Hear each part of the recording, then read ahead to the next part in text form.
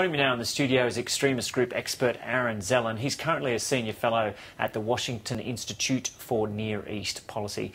Aaron, welcome. As an American, just give us a sense of how this news, and there's repeated news of these beheadings coming through now, how that's received in the US. I think that many Americans at this point are very worried about it just because continually people are just getting killed and killed and killed. And it seems that even though that there have been airstrikes, they haven't been able to locate these specific individuals. Many people are questioning sort of what the overall strategy is in terms of the long term related to this now.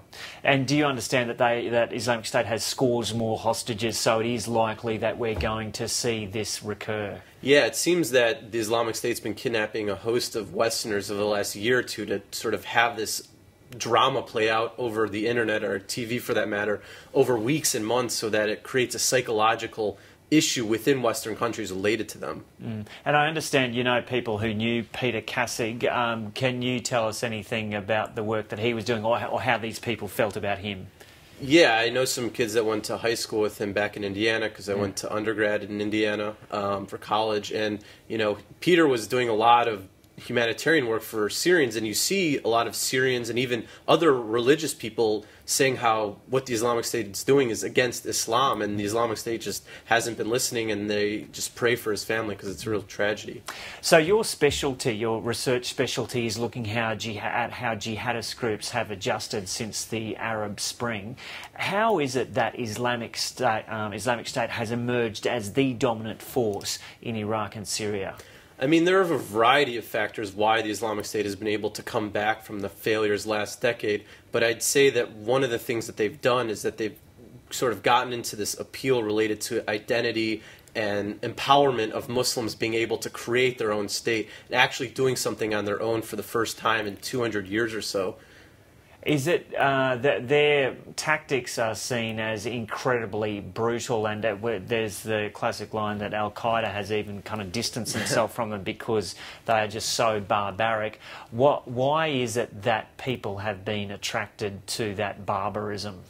I mean, part of it is that many of the individuals that have actually been recruited have criminal pasts themselves, so it doesn't necessarily have an issue with them related to that. But in addition to the sort of excessive violence that we've seen, which is similar to last decade with Zarqawi, they've also had more of a soft power approach where they've been conducting governance and social services as well. So there's that framework also. Increasingly, we've heard in the last month or so people referring to this as like virtually just a band of criminal thugs. Is it dangerous to dismiss them as that because of what they can do, what we've seen they can do? Yeah, I mean, they go beyond just doing actions of criminality, since that's what a lot of their economic aspects have been going for. They've, you know, been relatively self-sustaining related to black market activities, but they're also providing governance where they're cleaning roads, fixing electrical lines, they're running the dam on the Euphrates, they're providing food and medicine for people, as well as some other services too. So they go beyond just this criminal aspect, and you need to look at the whole entire picture in some regards. We've heard in the last week or so that there was a US-led airstrike that hit a meeting, apparently a meeting of senior Islamic State leaders. There was speculation that Abu Bakr al-Baghdadi was one of the people who was injured in that, and also apparently the man with the English accent who's been beheading the Western hostages. What do you know about that apparent hit on that meeting and the people who were injured? Yeah, I mean, it suggests, if the reports are correct, that the U.S. and the coalition might be starting to get better intelligence on the ground than they might have had in the previous month. So that could be a sign that we might see more and more incidents like this. But the thing is Baghdadi himself is alive. He just put out an audio message the other day claiming that they had annexed territory now in Libya and the Sinai, among other areas. And the thing, too, is even though these people might die, there are people just under them that will be willing to go up, which we've seen in the case of killings of bin Laden and Zarqawi in the past.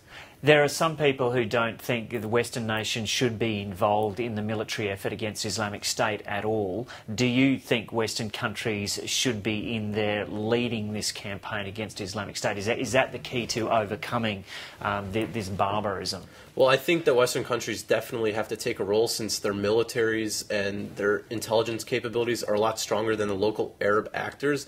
That said, it can't just be the West by itself, because if it's just seen as a bunch of outsiders coming in again. That's why it's important that we're seeing Turkey as well as the Gulf Arab states involved in some of the airstrikes and operations on the ground. But what about the lessons of the past of Western countries going in there and not achieving very much at all? Well, I think the thing is we have to remember that we know how to get a military solution. I mean, when the U.S. left in 2011, there was the situation where the Sunnis and Shia could have gotten together and bargained politically, but then the politics of the local actors came into play. So even if, say, for example, the U.S. and the coalition are able to militarily push back the Islamic State, unless the sort of socio-political issues are solved locally, there's a certain limit of what Western nations can do themselves. Need some inclusive political leaders there in Iraq itself. Exactly. Okay, Aaron Zelin, thanks so much for coming in and having a chat to us. Yep, thanks for having me.